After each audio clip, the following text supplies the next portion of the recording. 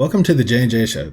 I'm Jeff, he's Jerry, and tonight we're going to continue our discussion on cryptids. And this is going to be part 6 of that series. And just like we do with everything else, we keep these series open, and we always tend to come back to them, especially this one because it's such an interesting topic for both Jerry and myself, and it's something that we really like to delve into and discuss. And I believe last time, Jerry, we talked about Dogman, but this time we're not going to discuss a specific cryptid. Instead, we're going to have more of a broader discussion about certain aspects of them. And one of those being that, today, in this day and time,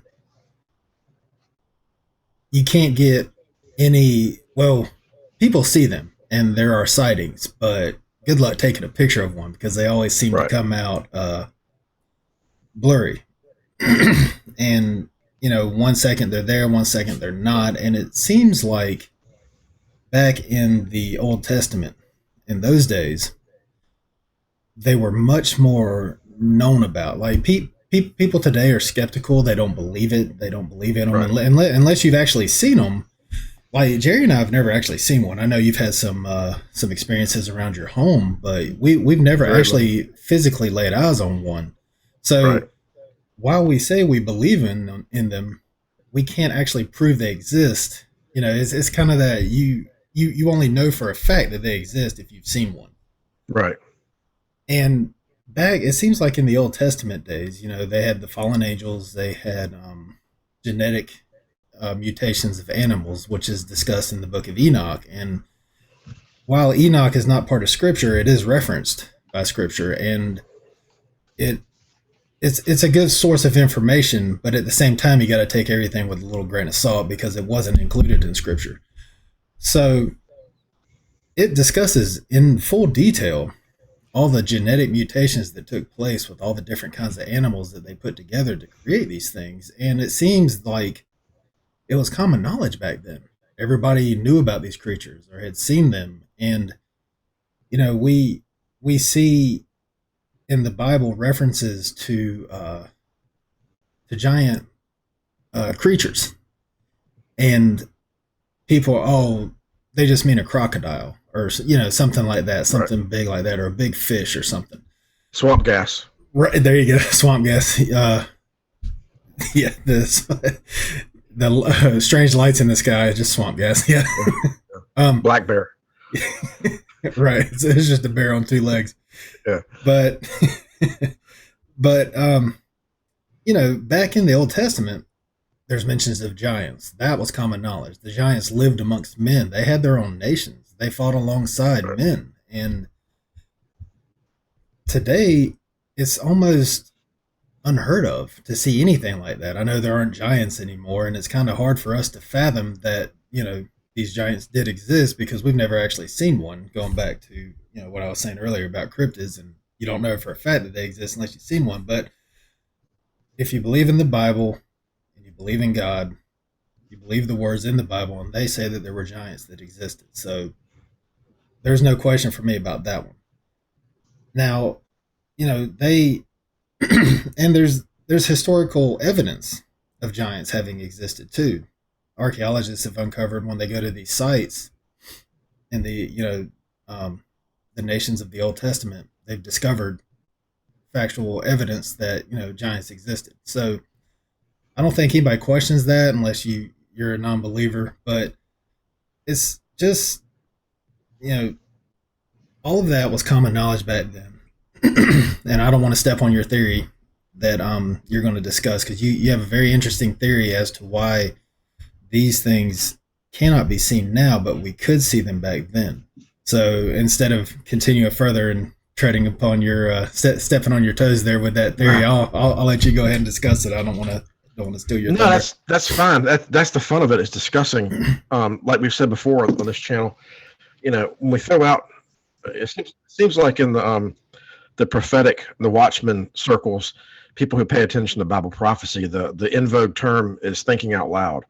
And I think that's a good term, because a lot of times that's kind of what we're doing here. When we throw out theories, we're not insisting this is the way it was. This is how it has to be. even in the past couple of years, we debated certain things. We've wondered, are these forest giants covered with hair that knock sticks against trees and make animal type sounds and um, eat dog food out of people's trash cans? Are these the same giants that once controlled civilizations and built these mounds all across North America and Europe and the Middle East? Could it possibly be? And if they are the same, what happened to them? A young man I was talking to today about it said, it's a good question. He asked, did they go feral? And that's really a good way to put it. It's almost like they went feral. And why is that? And so I was coming home the other day, and as often happens with stuff like this, just kind of out of the blue, just kind of dawned on me, even though I'd kind of known it before. That's how the Lord does stuff. Things you'll be kind of vaguely familiar with, all of a sudden it just crystallizes. And I was rounding a curve in the woods, driving home, and I come home in a back way through the woods. And I really realized that the reason why things are the way they are now is because we are in the church age. That makes all the difference. And the reason I was thinking about this is because so many, I have to mention Steve Ishtal, because I always do every episode, but he gets a little, not flustered, but he really wonders a lot. Why is it that these cryptids, like you said, take your pick, why do they seem compelled to hide? Why don't they just come right out and walk through a mall somewhere in New York City?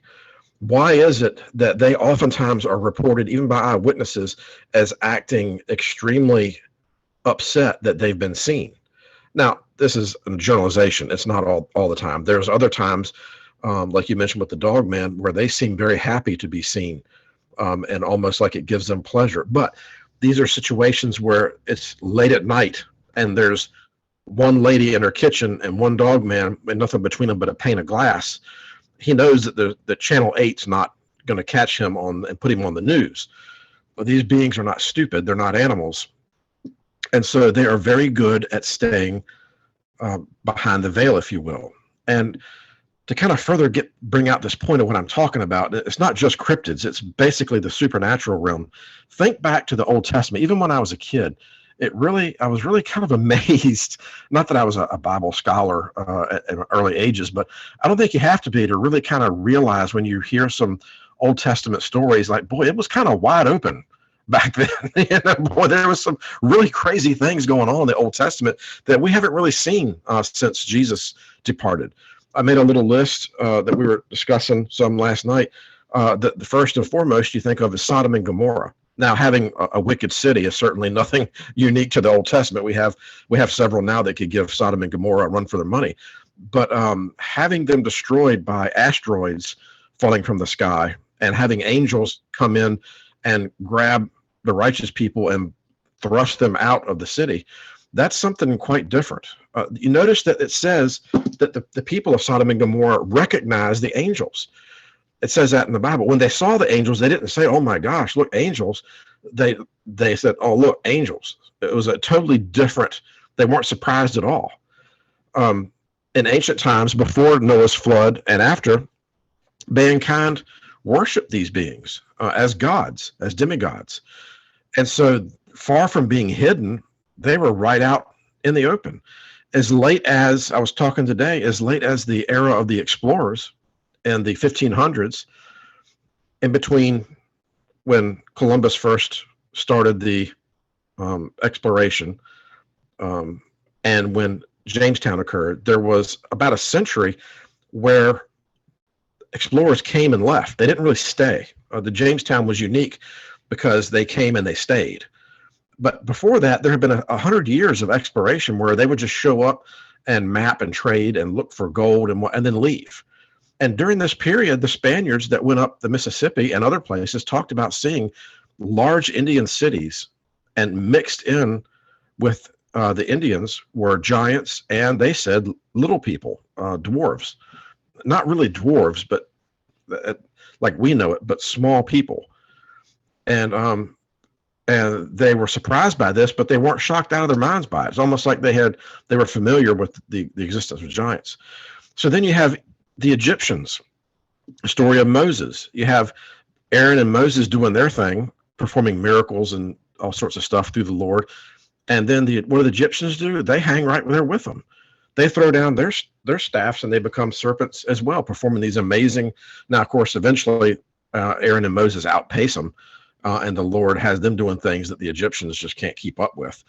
But the fact that you have a major world power, the court of the king, and in this court, right there in front of everybody, they are performing these amazing supernatural acts. That would never happen now. And yet it seems to have been taken in stride back then. Not long after that, look at when the Israelites, and like I said before, if you don't believe in any of this stuff, then it's a moot point anyway. So there's no reason to discuss it if you don't believe in the Bible. But here we just take it for granted that we're on a level playing field where the Bible did happen. And so you have roughly 1 million people that escape Egypt and the pursuing army because the ocean opened up and allowed them to go through. And this was amazing. I mean, I'm sure they were amazed as well. But we haven't had anything like that happen, during World War II or during the Napoleonic Wars or during the Renaissance. Nothing at all like that. And like we said before, Jeff, we're not saying that there are no supernatural events that occur now, because there most certainly are. Most definitely. I would never suggest there's not. But they're not out in mass public situations where thousands of people are seeing them. And the reason is because we are in the church age. This is the age since Jesus ascended after his death and resurrection. We're in the age of faith, through grace and faith. And it's not a matter of seeing to believe, but the Bible says, blessed are those who believe without having seen.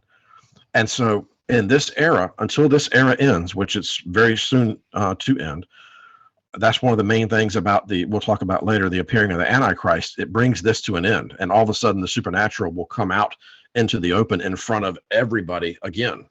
It'll go back to almost like it was and before the Noah's flood and even after. And so that's the main thing I kind of wanted to discuss. There's more. There's the giants. We talked about the giants. They existed back then. They don't seem to be really surprised that they take it as a matter of course in the Bible. They describe how many fingers they have on each hand, how tall they were. They don't say in there, oh my God, there was actually giants. They just talk about it as if it was a given that these giants, and it wasn't just a few here and there, it was whole tribes of them. And then lastly, Elijah and Elisha, the things that they did, if you read about those two guys, it's amazing. All the miraculous just followed these guys everywhere they went. Nothing was too amazing for the Lord to do through them. And so we still have a little bit of that now. We do have, we've had some examples of folks being raised from the dead in Africa. And we've had, certainly some amazing things here and there, but nothing that would persuade the masses to believe in the supernatural. It's been hidden behind a veil. And if you can find it, but you have to go looking for it. Like we said on this channel before, you have to go looking. If you go looking, you'll find it, but it's not right out there. At least not for now. I was going to say in the halftime show in the Super Bowl, a few more years, they will be performing open pagan sacrifices and whatnot. But it's still remaining behind the veil as we speak, because we're in the church age. Yeah, and you mentioned how some, like we've talked about on this channel before, how we believe that the Sasquatch could possibly be remnants of the Nephilim and of the giants. And can be a very strong case made for that, because you've mentioned before there was a DNA study conducted on a Sasquatch, and it was of course the person didn't know it at the time, and I think they do these studies, and then they don't tell the person, the scientist, what exactly they're studying, and they're like, "You found a new species." And I'm like, "Well, that's a Bigfoot," and then they're like, "No, I don't want any part of it." So yeah, they always say the same thing. It's part one thing. I mean, the DNA, the half that they do know, and then half is unknown.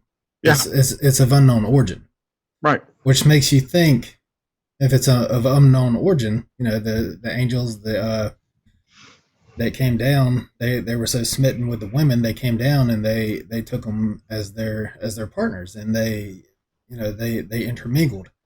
And you can only, if you're putting it all together, you can only surmise that that unknown DNA is from angels. So, Sure. Exactly. and you mentioned them going feral. It was Nebuchadnezzar, right, who got Yep. cast out into the wilderness, Yep. and he was told, you will live. I always forget the wordings when it's time for me to talk about these specific verses, but what was it that they told He, Nebuchadnezzar? yeah, he lifted himself up. Because Nebuchadnezzar and God were actually pretty tight. We don't really realize that, but they were pretty close. The Lord really thought highly of Nebuchadnezzar, and eventually Nebuchadnezzar started thinking highly of himself as well, a little too highly of himself. So the Lord said, "You'll be cast out and live with the animals, and you'll grow hair like bird's feathers, and your fingernails will grow, and you'll have the mind of an animal, and you'll sleep out in the rain and the grass." And basically, the description, he became a Sasquatch, just minus the height. Right. So there's no, unless correct me if I'm wrong here, but there's no description of giants as it being fully covered in hair, right? Correct. Right. So who's to say that they didn't go feral like Nebuchadnezzar did? They weren't cast out because at some point these beings were cast into the shadows. They went behind the veil, Right. and we don't see them. So who's to say that? And they're always found in the remote regions of the world, the farthest, darkest corners of the forest. So Right. who's to say that they didn't go feral? Who's to say that they weren't cast out like Nebuchadnezzar, and then they did grow all the hair like he did? They essentially became what they are today. But and you also talked about them being behind a veil and why they can't just reveal themselves. Something's holding them back, because if they are as big and as strong and as fast and sometimes as vicious as people describe them as being, why don't they just wipe us out? Oh yeah. They could just come Right. out in the open and wipe us out and just completely take over if they wanted to. Given the descriptions, they are said to be able to move hundreds of yards in seconds, especially the Dogmen, especially Right. other obscure types of cryptids people have probably never even heard of. Crawlers are said to be able to move very, very fast. Sasquatches are said to be able to move fast. So something is holding them back, and it is alluded to at the in the end of days when the church is gone that these beings will be unleashed upon the earth and they'll be able to freely hunt humanity, and they'll invade our homes and tear us apart. Well, not us, because we'll be Yeah. gone, but those Right. who are left, unfortunately, those poor unfortunate souls. But something's holding them back, and obviously, we've mentioned John Ramirez before, and he was paid. He was deep into satanic arts, dark arts. He was People would pay him to put curses on other people. And he said the day he turned Christian and he realized he was on the wrong side is when Satan, who he spoke to, just like God speaks to us, just like God can speak to anybody, told him that somebody was off limits, that God had said that person is off limits. Right. And it dawned on him then that Satan's not this all powerful being. He answers to God, and God can hold him back. So if God is holding these creatures back from revealing themselves, I mean, obviously they do sometimes. So sometimes they're allowed to. Sometimes they're allowed to, act in aggressive manners toward humans. But something is holding them back, and it wasn't in the Old Testament, because like you said, they mention it like it's normal Right. everyday thing. It's not like and then this being we've never seen before, this giant Right. came up, but it's just It was so normal that I'm pretty well convinced that Abraham had a couple of giants that helped him out. If you take it strictly by what it says, then you can make a strong argument that there were two giants that were brothers that helped Abraham when he went to get all his stuff back. right, right, yeah, I know, yep, I remember what you're talking about, but Mm-hmm. and there have been more and more sightings lately. talking about cryptids. Used to, it was just Sasquatch, and it was Right. just the Pacific Northwest. Yeah. And now sightings are coming in from all over the world. Every state, just about every single county in the United States, Canada, England, Australia. They're called Oh yeah. they're called Yowies down there. Yeah. Yep. You got the Yeti, abominable snowmen. They're coming in from all over the world, and there's more and more happening. Just like with everything else that's ramping up. You mentioned Steve Ishtal. I'm gonna mention rapture dreams. You know, Yeah. with the rapture dream phenomenon, with the world seemingly getting worse and worse, all the natural phenomenons that were said to happen in prophecy are starting to happen, and these creatures, right around the time when all this started happening, 2012 or 2016, there's we've debated back and forth on this channel. You can go as far back as 2012 when this stuff started, but it really started ramping up in 2016.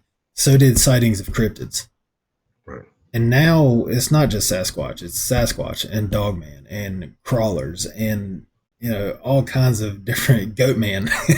They have Yeah. some of the most ridiculous names, but you've mentioned before C.S. Lewis and how he was onto something in The Lion, the Witch, and the Wardrobe, because the witch represented Yeah. Satan, and all those creatures represented Satan's armies. Right. And what are they all made up of? These mythological creatures that, you go back to ancient Greece, you go back to especially Egypt, the hieroglyphics on their walls depict certain types of creatures. And, ancient Greece had all these different types of creatures: the Sphinx, Medusa, all of course, those are the only two I can think of. The Kraken, Sure. Minotaurs. Yeah. Who's to say that? We've often discussed that maybe Dogman is based on werewolves, or werewolves were actually dogmen, and that the dogman could possibly have been, Anubis from ancient Egypt. Right. So, and it makes you think that maybe some of these creatures were, like you said, worshipped, and that there actually some truth based on these ancient Greek creatures, or the ancient Egyptians and what they worship. There might actually be some truth behind these things, and they actually saw these creatures and built them up into these gods that they worshipped. So, it's just Well, I kind of got off topic there, but no, it's, it's dead on it's topic. very very interesting. Yeah, it's right on topic, because if you really stop and think about it, before Jesus came, paganism and what you just described reigned, and the Lord allowed that because that's what man had embraced. But after Jesus came, the reason why we're discussing this, the reason why it is the way it is now, and they're not allowed to just do whatever they want, they're restricted within a certain confine. The reason is because now is the Lord's time. And this is the time that he has set aside for mankind to choose his son or reject his son individually. Every human being, I mean, you might think, how can you connect cryptid talk with the gospel? But it's right there. You can't separate the two, because now is the time when people are, Lord wants them to be free to decide on their own. You're going to choose whether you believe and accept Jesus or not. You're not going to be influenced by these creatures that God never sanctioned. He never sanctioned that these things would ever walk the earth. The fallen angels came. Of course, the Lord knew they were going to do it. He worked it all out together for our good. But he is not going to have them dominating the system that he has set up by which man can be saved by the sacrifice of his son. They are allowed to operate within certain boundaries. That much he grants them. But they are restricted now, because you can almost hear the Lord saying, this isn't about you anymore. You had your time. Now's not your time. And as the gospel went forward, it almost, we said this years ago on this channel, but there seems to be something to it, that as the gospel spread into areas, these beings went from being out in the open and running the show to getting the Nebuchadnezzar treatment. And we can't prove that. I won't go around and tell people in churches this is what happened, but that verse is in there for a reason. The Bible just doesn't throw verses in for no reason whatsoever. And so it's in there for us to learn from. And the fact of the matter is, these beings, these squatches and the others, we know that they have abilities far beyond what their backward, hairy, oafish behavior suggests. They just are. I mean, they are able to communicate telepathically. They're able to at times vanish, like we've talked about. They have unbelievable physical abilities, and yet here they are scooping dog food out of somebody's trash can. They are not in the dominant position that they once were. They are in a very restricted state. We don't know exactly how they got there. We know they resent mankind. And this is this is something we have to explore a little bit more. The number of eyewitnesses that say that this being looked at me with utter, complete hatred. And so many people have said it looked like it just wanted one thing, and that was to kill me. And yet it turned and walked away. And so there's something like you said, these beings, Steve has said it before on his channel. Why is it we don't wake up one morning and hear where a couple of these beings have wiped out an entire town? Because they certainly could do it. Some small town in Alaska, there actually was a town in Alaska that everybody eventually bailed on the place because so many people were going missing. But you know what Steve's talking about is the news in the morning is that 634 people were found dead in some town where two mysterious beings who left behind huge footprints apparently tore the place apart. But yet that never happens. Why is that? The only time things like that have happened is when it's easy to cover up. It's almost as if it's like with the Dyatlov Pass. That was easy to cover up. It's almost as if they can cover something up easy and not get caught. They're allowed to do it. Unless it involves Christians. They do not have free reign where Christians are concerned. But with people who are, let's say, people who are into the occult or people who dabble in things they ought not to, they've opened themselves up to that realm, and they seem to be taken more often than not. So there is a lot to all this. And like you said before, it's true. We cannot say for sure that in the end times these beings will bust into houses, but there are two verses, one in Ezekiel, one in Revelation, that strongly suggest that that's what's going to happen, because it says that the wild animals will be killing people, and I just don't think that the tiger population or the bear population is sufficient to kill a third of mankind, especially with the firearms that we have in this country. So it has to be something more substantial than any animals that we know of right now. And we all know that from some of the things we've referenced before on here, that there are plenty of instances right now where these beings are entering into homes and killing people. And it's routinely chalked up and blamed on wild dogs. But I don't want to get off on that, because that's a whole different subject that I think is probably the most underrated aspect of the cryptid, is the killings that do go on a fairly regular basis. And but to wrap it up with not to wrap it up, but to turn it back over to you, it's there's a lot to this, and it's different than it used to be. It's not the same as it was during the Old Testament. There's been a change, and it seemed to have taken place when the gospel arrives. Talking about what you just did about wild animals taking out a third of humanity, like you said, we have firearms. They can easily kill these creatures, the lions or whatever. But in every cryptid story where there's been something shot at one of these creatures, it seemingly does no damage to them. There's the bullets seem to bounce right off of them, or they are hit and they do bleed, but they're still able to get away. And nothing. There's only one story where I've heard where, excuse me, and it was a Dogman. Actually, two now. I've heard two. One was a Dogman, one was a Sasquatch. Is that it was actually on Steve Ishtal's channel. The guy thought he was shooting a bear, and he shot a Sasquatch, and he doesn't even call it a Bigfoot. He doesn't call it a Sasquatch. He calls it a man.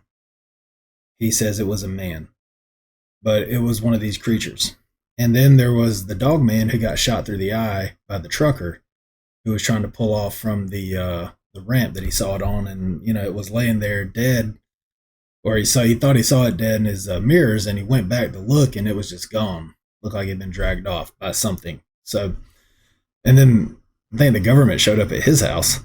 But so when they talk about animals running rampant on Earth after the church is gone, like you said, normal animals, guns and normal weapons can dispatch of them, but these things don't seem to be phased by normal weapons like regular animals are. So that just, I don't know, like you said, I just don't see the tiger population being big enough to be able to wipe out that much of humanity. But Did you did you listen to that, Steve? I listened to that recently, where the Indian guy was talking about in the Wind River where they shot that thing with an arrow. mhm. That was really something to listen to. Yeah, I mean, he talked about that.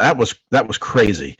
Him talking about that thing gurgling and choking on its own blood yep, and kicking its legs and trying to survive, and then it finally died, and they just stood there crying because they yeah, thought they had shot. That was crazy. yeah. He calls it a man. He describes it as a man, Yeah, but it's it's he thought it was a bear. It was bent over doing something. They didn't. he said They're not the showing arrow what. came in underneath the ribs and Yeah, went right through the lungs. yeah. Uh, so I That, think these things can be killed. I think their speed is such, though, that does negate our weapons because they can attack and be through a door and on people before they ever have a chance to get to their weapons. I right. think is the big thing. Yeah, they are always in just about every single story I see or hear or read. They talk about how fast these things are. People be driving at night and it's in their headlight and it should have been hit, but it was just gone. And you can say, well, that might have been just a normal animal, but what normal animal can be in your headlight right in front of your car and then be gone? I hit a deer one time. I was driving at night, and all of a sudden a deer just appeared in my headlight, and I hit it. And it was in a split second that happened, but I can still remember the detail. I saw that deer. I saw its head. I saw its face. I remember that deer. I remember, like, even in that quick instant, I can make out the details of that deer, and I knew it was a deer. So they're seeing these creatures run out just like that deer did in front of my car, and in that split second, they're able to see features and details, and they know it's not an animal. They know it's not anything normal that they've ever seen. So, and they always talk about the speed. That's one thing that always gets me about these stories is how fast they say these things are. And on that note, talking about that's supernatural. Them being that fast. Um, we also talked about you talked about them being there 1 second and then being gone the next, and how they seemingly just disappear. And some of them are said to even be able to cloak, like Right. the Predator in Predator movies. Where it's just like a invisible figure, and you can kind of tell there's an outline because it's a little blurry when you see through it, but it's transparent, but you can still tell something's there. And they are said to be able to do that. And there's this thing with the portals. People have seen them, and Scott Carpenter, who recently passed away, unfortunately, his channel has caught so much with the portals, and even one opening up and a creature inside the portal. Right. You can clearly see it materializing Yep. there on the trail and see this thing moving within it. So, that being on the supernatural spectrum too. So, you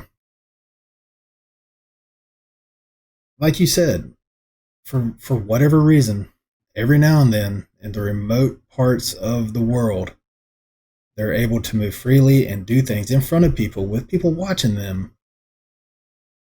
And like you said, it just can't be explained. It's not like Moses and Aaron where they're doing it in front of, it says in the court. And Right. you mentioned, like, if they're in the court and this huge spectacle's going on, and the Pharaoh's men are trying to disprove God's men, you would think that they'd have a huge crowd around to see this happen and to see God's men be vanquished, be defeated. So, they're not doing this out in the open like that. They're doing it out in remote parts of the world where it can be explained away. Before I turn it over to you, Jerry, there was one thing I want to clarify about what I was just talking about is that I don't feel like I made my point well enough. Is that excuse me? It's that we were talking about how they're allowed to do these things in isolated incidents in front of very few people. So, in reference to Moses and Aaron in Pharaoh's court, if these beings today were allowed to do that in front of hundreds or thousands of people, they would be well known, and therefore the supernatural element of it would be revealed to the world. Right. Whereas, God is holding them back for whatever reason, well, for the reason of we need to believe based on faith and not what we see. So, for whatever reason, they're allowed to do this in isolated incidences, like you were saying before. They can be explained away very easily, and I don't feel like I made that point very well, so I just wanted to clarify that real quick. But you said you had a verse for us. Yeah. But I tell you what, though, that's the key word. What you just said, the key phrase is that they're allowed to operate if what they do can be explained away easily. That's exactly that seems to be the catch. They can do what they want to do as long as it can be explained away. They cannot do something that is really going to rock the boat. And this is a whole nother episode.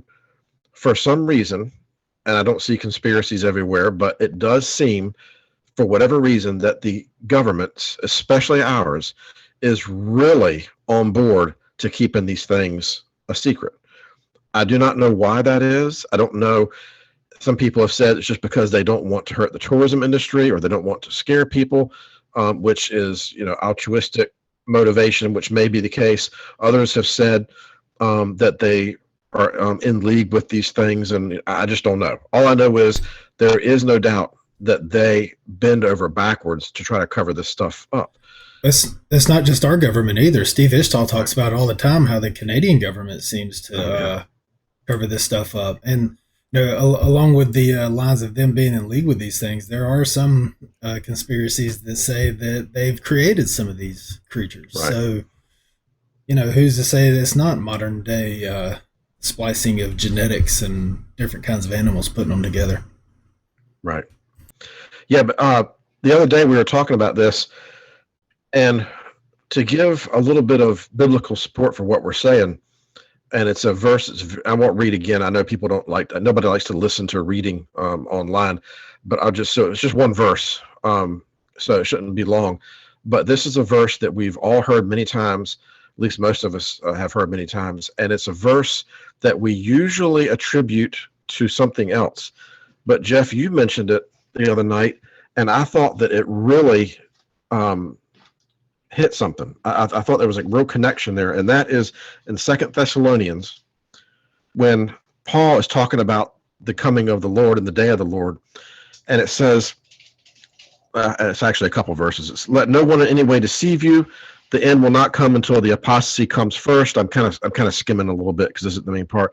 The man of lawlessness is revealed, the son of destruction, who opposes and exalts himself above every so-called God or object of worship. so that he takes his seat in the temple of God, displaying himself as being God. So Paul's talking about the Antichrist and the emergence of the Antichrist in the last days. Do you not remember, Paul says, that while I was still with you, I was telling you these things, and you know what restrains him now, so that in his time he may be revealed. For the mystery of lawlessness is already at work. Now, here you have it talking flat out about the restrainer, which most people believe is the Holy Spirit. May very well be the Holy Spirit, but here it's referred to as the restrainer. And we've always assumed, and the Bible's amazing because it can talk in two different directions at the same time and not contradict itself. But we've always assumed that he's talking here about the Holy Spirit restrains wickedness and lawlessness. And I think that's right. But if you read on, it seems to hint around that it's also restrained something else, because the very next verse is, for the mystery of lawlessness is already at work. Only he who now restrains will do so until he is taken out of the way. So he who restrains will be taken out of the way. And then that lawless one will be revealed, whom the Lord will slay with the breath of his mouth and bring to an end by the appearance of his coming. That is the one whose coming is in accord with the activity of Satan, with all power and signs and false wonders. So when this Antichrist comes on the scene, what are you going to have? The very thing that we've just been talking about, you don't see now. You see power, signs, and false wonders, to the point where people will be amazed. This guy will claim he's God, and he'll be able to apparently deceive people into thinking that his abilities, his supernatural abilities, think about, for people who've been deprived of the supernatural for 2,000 years, and then have somebody like this come onto the world scene and all of a sudden be performing supernatural all over the place, people are going to fall for it hook, line, and sinker. And so I think that right there, that verse, we've always assumed that the restrainer is simply restraining evil in the world. And like I said, I think he is. But I think also this hints to what we're talking about, is that the supernatural is also restrained. And that, again, I don't want to make it seem like there is no supernatural that goes on. I believe that people are being healed. I believe that demons are being cast out. I believe that people have been raised from the dead. I believe the supernatural does go on every day. But like you said, Jeff, it goes on in places where large numbers of people are not aware of it. And so I think that this is a key to everything that has transpired over the past 2,000 years. Not wars and stuff like that. I'm not saying this was critical to the Napoleonic Wars or whatever. But what I mean is that this explains why things are the way it is. Why people don't believe. People are like, even Peter says, nothing has changed since our fathers fell asleep. Everything's just like it used to be. Nothing's happened. And that's the mentality that we haven't seen any supernatural. All we see is what science says. And that's why people worship science so much. Science is all there is. There is no, in other countries, people are much more accepting of the supernatural. And we look down on them. Oh, that's because they're childish. They're simpletons. They believe in the supernatural. Well, it could be the joke's on us that these people in other countries, a lot of times in poorer countries where they haven't been as sophisticated as us, they still realize that the supernatural does exist. And a lot of times in those countries, the supernatural is more active. A lot of Christians will say, if you want to see miracles and stuff, you go to places like India and Africa, and you'll see the supernatural. Yeah, it's in places where excuse me, it's in places where there are no cameras and there are no, recording devices, and they still live, some tribes in Africa never even seen electronics or anything like that. So that's, Right.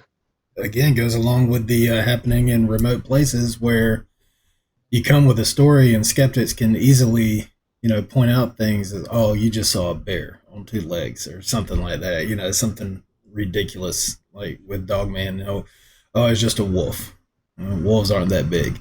It's just a big wolf. So if this were to be caught on camera, and obviously there are some pictures that are kind of clear, but you can't really see anything because some of the pictures, you see them, they're hidden behind foliage and stuff, and other pictures they're just flat out blurry. Right. And it's a running joke online when I see stories and stuff with comment sections. It's like talks about all the high powered cameras we have nowadays, and it's always taking a blurry picture of a Sasquatch or something. But on that note, them being of supernatural origin and having supernatural abilities like mind speak, there are so many stories where people seem to be affected, either their senses, or they feel physically ill, Oh yeah. or they just completely forget. They lose small or large periods of time, like people Yeah. walking into the woods, see one of these things, next thing they know they're in the parking lot. Yeah. So Scott Carpenter. Yep. right, exactly. So if they can affect us that way, who's to say they can't distort electronics? It's all waveforms and radio waves anyway, and that's what our brains are. Yeah. So there's all kinds of frequencies and stuff going on in the world. So who's to say that they can't distort a camera or something like that?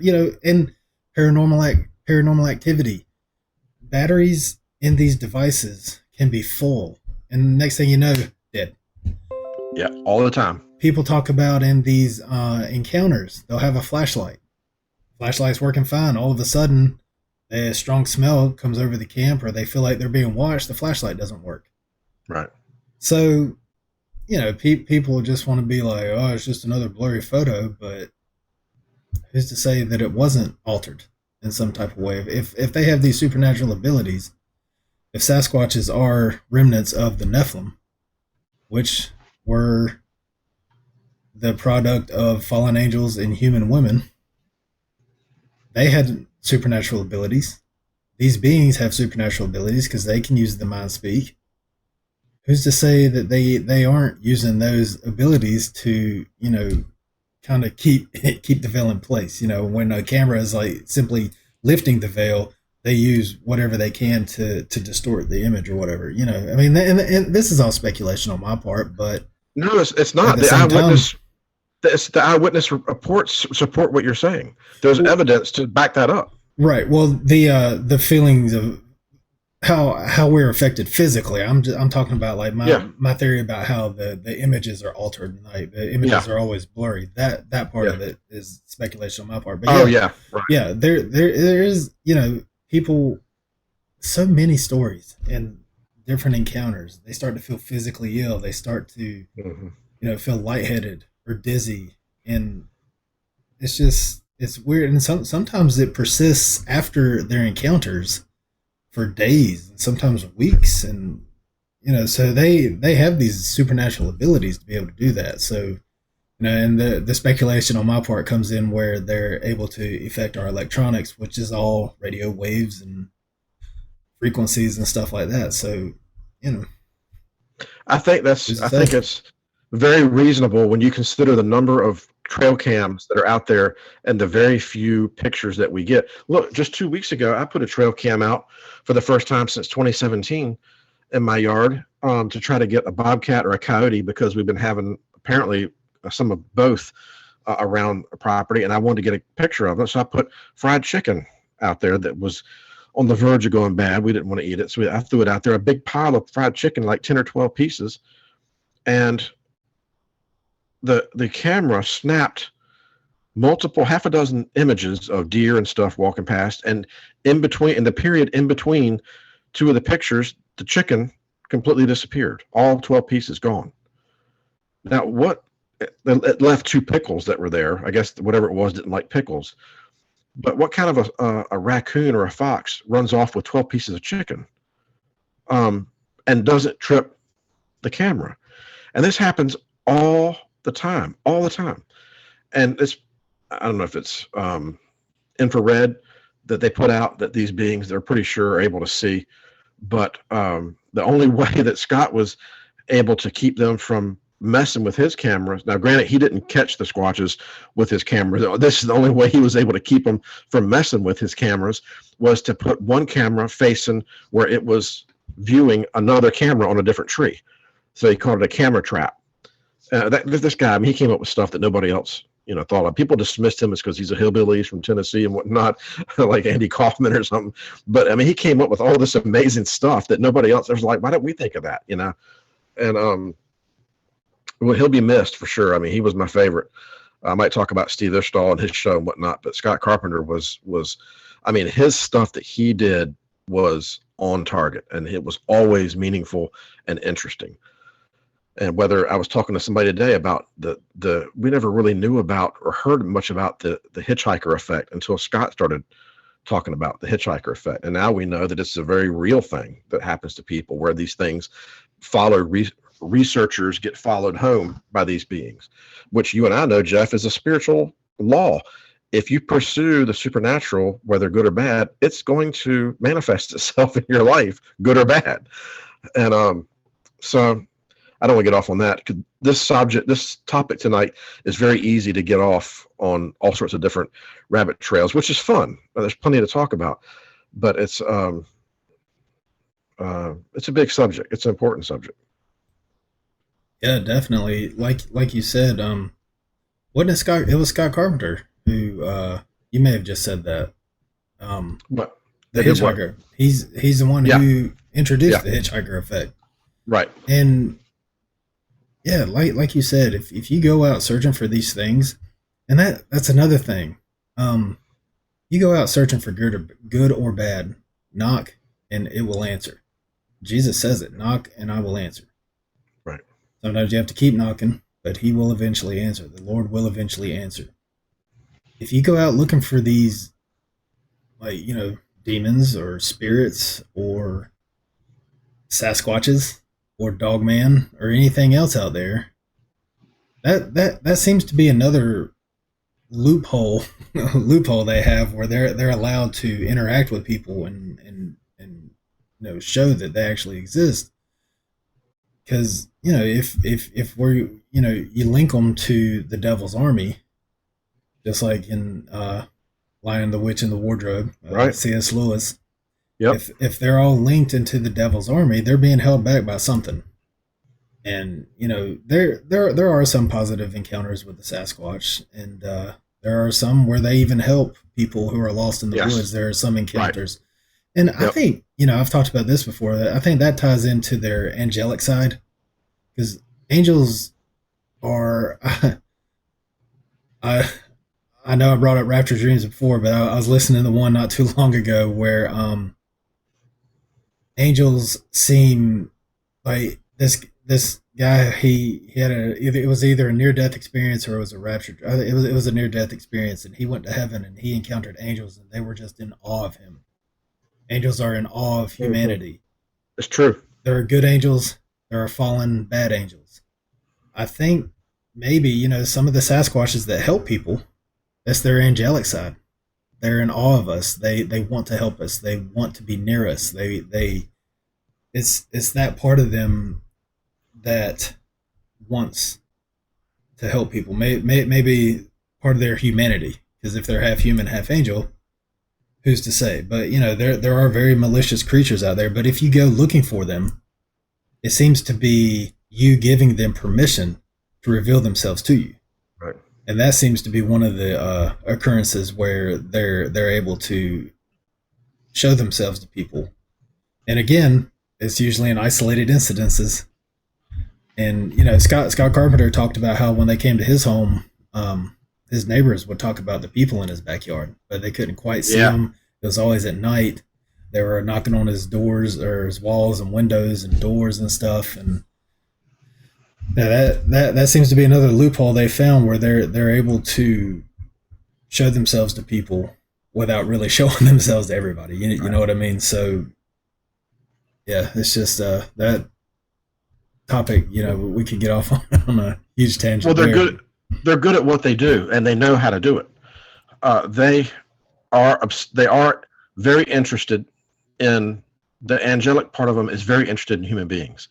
this whole concept, you hear people, the furry forest friends and all that, where they just want to be left alone. Why do we keep bothering them? If they just wanted to be left alone, how come they're peering in people's houses all the time? The fact of the matter is, a lot of them are very interested in humans. That's how this whole problem started to begin with, was that they were obsessed with women. And they thought that women were gorgeous and beautiful, and they came down because they thought they could help mankind, and took on human. Somebody might say, well, how do you know that angels have DNA? Because they took on human form. That's how this whole mess started. They came down as angels, and Peter says they left their first estate, or their proper abode, and they took on human form. And once they took on human form, they basically have human attributes. They're able to do what humans do. That's how we're able to interact with angels, the Bible says, and sometimes we're not even aware that they're angels because they look just like us. It says in other places that angels eat. An angel wrestled with Jacob. So this whole idea that angels are always just these will-o'-the-wisp type spirits that, that's not based in fact at all. They have definite angelic bodies. The Bible talks about that as well. So it's this is all this stuff. I think that's one of the things with our channel, that we wanted to really attack, was a lot of these assumptions that people just make. We've all made some of these assumptions since we were little, that angels are just spirits that don't eat, or the Bible talks about the food of angels. If in heaven there's no food, how come we're going to the marriage supper of the Lamb? You're gonna have a big supper and no food. That's going to be a bummer. We have a lot of assumptions that we've come up with about the supernatural realm. And the one thing that people who have encountered it say is that, and they're all unanimous, is that it is more real by far than our current existence. It's not less real. It's not, something that's just a theory. It's more real. They all say, all of them say it, it's more real than our existence here. We can't appreciate that, but they all agree unanimously that's the case. Hey, maybe because that's our true existence, our true home, our true Right. place where we will exist forever. In this world, we're just passing through. Yep. Yeah, that's pretty much all I had for this one. Was there anything else you wanted to? No, just this, and it's real quick.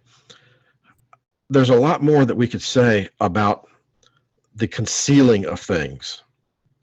And you'll notice, and we've talked about this before, anytime where the supernatural does manifest in public, the enemy comes in and tries to make an excuse to explain it away. The one time I was at the reenactment, and they had the gentleman who was demon possessed, and it was right there for hundreds of people out in the open, and everyone to hear you had the supernatural out in the open. And immediately a lie was sown amongst everybody there that, the person just had epilepsy, which was a laughable joke, But the enemy always comes in. Look at the Patterson film, the one example, there's not one, there's more, where you have a clear image of one of these beings walking. And the enemy came in and tried to convince everybody that's just a man in a suit. Even had a guy come out and said, I'm the man in the suit. We've always assumed that these efforts to cover this up was done by the skeptics. But I leave room for the possibility that the enemy is coming in and trying to muddy the waters because the enemy is required. And if they get caught, Steve has talked about this. Steve's not even a Christian. And he's talked about the fear that these beings exhibit sometimes when they get caught out in the open. And he's like, he said, I can't put my finger on it, but they clearly are upset when they get caught and they've been spotted when they don't want to be spotted. If they want to be spotted, they're fine with it because they're in control. But a lot of times, and it seems like it's usually by water, like a river where there's noise, something about the sound of the creek or the river, the flowing water, there's something that interacts with something there because they get caught by surprise more often by a creek than anywhere else. Because you'll notice that a good example of this is the Patterson film was by a creek. This being was kneeling down beside a creek. It was taken by surprise by two men who rode up on horseback. They pulled out a camera, filmed it as it walked away, and the rest is history. So a lot of times we tend to think that the skeptics move in to try to explain something away, when in reality it may be the enemy's trying to cover his tracks because the enemy's required to cover his tracks. We don't know what the punishment is, what God metes out if they reveal themselves too much or cross that line, but it must not be nice because they're pretty afraid to cross that line. If they're given permission to by us and it's relative and secret, then they're able to. I don't want to for a second suggest that they're not able to, because they are. You look at the stuff that goes on in Bohemian Grove and whatnot, some weird stuff that goes on. But again, the place is sequestered. You're not going to get a whole lot of footage of what goes on in there. So I'm not saying that the supernatural doesn't exist, but that it is muted and hidden. Yeah, I've heard plenty of stories where the creatures that have been seen were like, like you just mentioned, they were afraid, they were caught off guard, Right. and not at all like the stories where like the girl from Germany you mentioned earlier, where it's just her and the sliding glass door between the Dogman, and he just reaches up and taps, and That's the creepiest thing of all time. has that sinister smile and sinister delight of being able to cause so much fear in somebody. See, that's when they're in control, is when they seem to exude that sinister maliciousness that they can have toward us. And when they get caught like that and they're not supposed to, Yeah. like you said, they're not in control, so they're in a hurry to get out of there. They know they're in trouble. All right, I think that's a good stopping point for today. Like we said, we leave these things open ended, so we'll probably, especially this topic, we love talking about this topic Yeah. and cryptids. So I'm sure we'll be back with a part 7 at some point. So we'll leave this open ended like we do everything else. Just like with every episode, every time I close one out, we don't do this for the views or the likes or to try to get as many subscribers as possible. We're certainly not trying to make any money off this channel. We do this because we feel like, in this day and age, Jerry, you've mentioned this before, in the churches this day and age, it's kind of like a rah-rah sermon where they don't get down to the nitty-gritty or the real things going on, and they just want to touch on the lighter side of it, And we just feel like with our channel, we have a chance to talk about things that aren't openly discussed amongst Christians, and this topic is definitely one of them. And I don't know, we just feel like we've discussed this whole episode, there's a supernatural side to this, and they are held back for some reason, whatever that reason may be. And we believe, like Jerry said, is because we're in the church age, and we're supposed to believe based on faith and not believe based on what we see. So, it's just things like that we like to talk about on this channel. If this is your first episode, this isn't all we talk about. We definitely get into more scripture based topics and Bible related topics. So this is pretty much as far out as we normally go. I know we'll talk about UFOs and stuff too sometimes, but when we're not getting emails to cease and desist. Yeah. UFOs are lame. Yeah. Who wants to talk about them anyway? But that's we feel like that's all tied into it too. So, but anyway, we do this because we feel like God has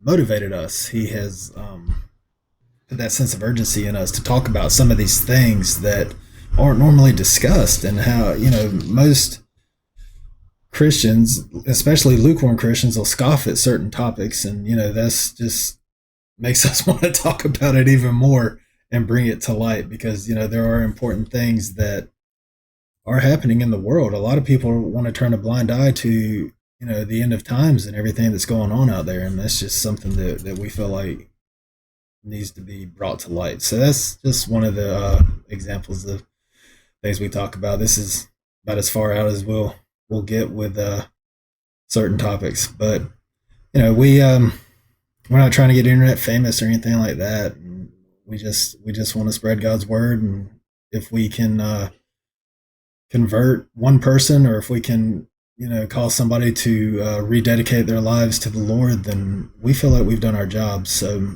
if we can just save one person and reach one lost person, we feel like we've done our job. So Thanks for tuning in, and we'll see you in the next episode. God bless.